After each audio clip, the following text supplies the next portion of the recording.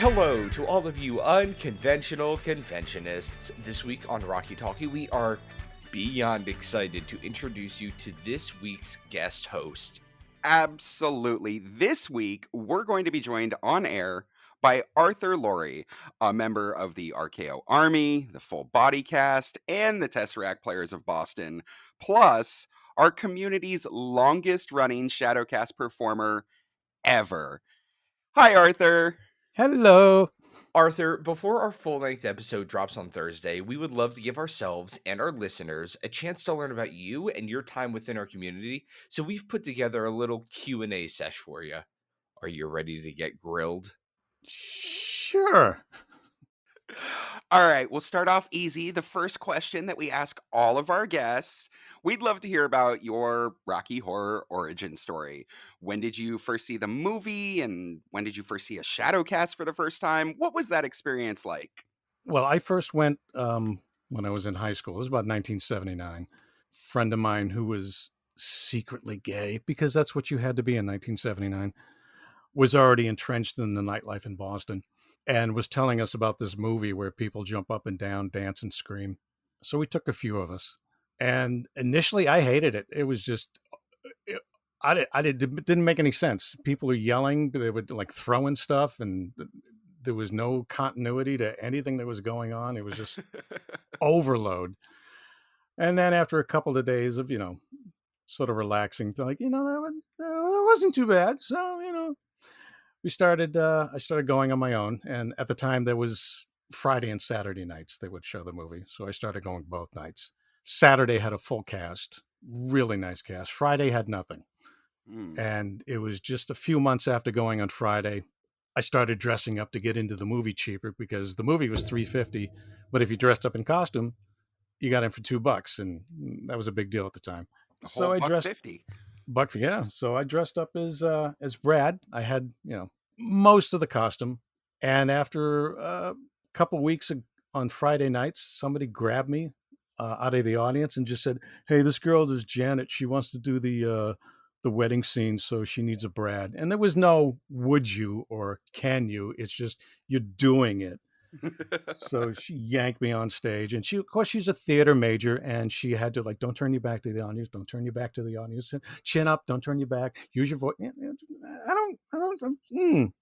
But that one night really started the tide of what I eventually became today.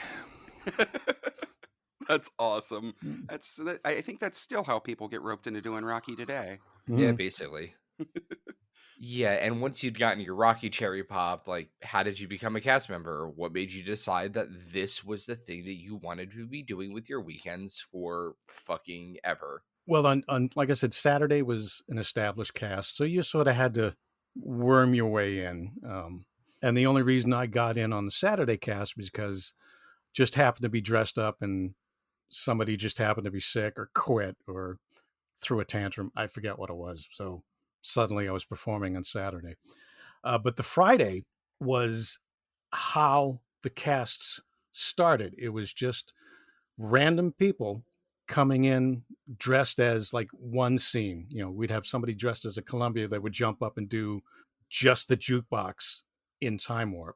The girl that I mentioned before that was dressed up as Janet would just do the wedding scene. And then I would join her. And then later on, we'd bring more costumes and we'd do more scenes, and other people would join in. They'd bring more costumes. And that's how a cast evolved on our Friday. And that's basically how the casts in the history of the show evolved. It was just the same people always coming, just building a costume, building a troupe. And we just like, yeah, let's do it permanently. And like, yeah, great. Let's do this permanently. That's fantastic. So, as far as we know, you are the longest continuously performing actor within the shadowcasting community. And we also know that most of us who have been around the community for a veteran length of time, we've all thought about retiring and freeing our weekends back up for, normal person shit at some point. Certainly, it has crossed all of our minds, at least from time to time. So, we'd love to know, in this massive history, has there ever been a time where you've like seriously considered leaving the Rocky community? And I mean, you're here now. So what made you decide not to? Oh, Lord. Probably around, I think, late 2000s, I was really starting to get burned out. And I don't even know why. I know we had a stock market crash. We had, just things going on. And it's one of those where a lot of the people I used to know, it sort of drifted out of the community. Mm-hmm. And it just wasn't there anymore. Like if you've been in the cast for any length of time, you always see a shift of maybe 3 to 5 years or so. There's a group that comes, stays, leaves, and they Mm-hmm. get replaced. And that was what was happening there. I was part of Teseracte and Full Body, and Teseracte rarely changed, and Full Body was going through that shift. And I was just kind of like, I don't really want to do this anymore. I want my weekends. And then I met a new group of people and just kind of revitalized. Even though they were much younger, nobody considered me as much older, just cast member.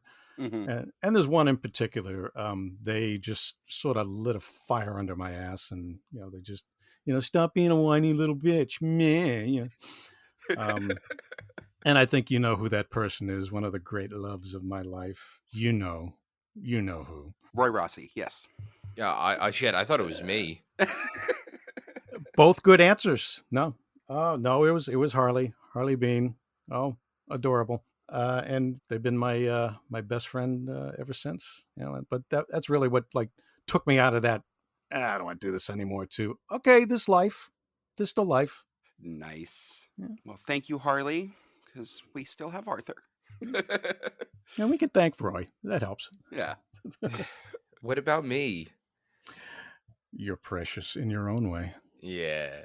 Last up, Arthur, we would love to know, what is the best way that being a part of the Rocky Horror community has affected your real life? How you treat people, really. Well, it was no secret when I first started doing the show, right around the night. Well, not like when I first started doing the show, while I was doing the show, I became a police officer. Mm-hmm. And a lot of the stereotypes are true, but really, when you start dealing with people on a one-to-one, when they're at their worst, these are a lot of the people that I've known and I've met and I've interacted with in Rocky, and it runs the gambit from snooty little Harvard kid to somebody scraping by on on welfare, but you really get an empathy about how people feel and how they suffer and how they how they struggle just to get through their day, and these were the people I worked with. These were the people I met, the people I perform with, and you get an insight. So when you start dealing with people on the street, you're a lot less likely just to, run up, judge, and run away. You want to get a little deeper into their background. You treat them better. You treat them like they should be treated. And I think that was one of the major takeaways was I didn't view people as, commodities or disposable, or I got better things to do. Everybody was worth the time. Everybody was worth, everybody had value. That's fantastic. Really cute. You're cute, Arthur. Oh, you're cuter. Arthur, thank you so much for chatting with us today. We've really loved getting to know you, and we cannot wait to have you on this Thursday's episode. But before we go, we got to do this one. Are you or your cast or your other cast or your other cast doing anything really cool that you'd like to, make sure everybody out there knows about? Only locally. We've got a charity show coming up on the 29th at a small place in Malden. And of course, RKO Con is coming up in August. Woo! Never heard of it. You're gonna hear. And we're just gearing up for the summer. Every cast has got a pride parade coming up. We're going to try to participate as many of those as possible starting in June. So we got some work coming up for us. Sounds delicious. If any of our listeners are interested in checking out any of those projects, we've got it all linked for you in our show notes. Arthur, thanks again for joining us. If you out there want to hear more from all three of us, be sure to tune into this week's episode of Rocky Talkie, where you'll hear all the latest news and updates from the Rocky Horror community. We'll talk to you on Thursday. Cheers. Bye. Bye.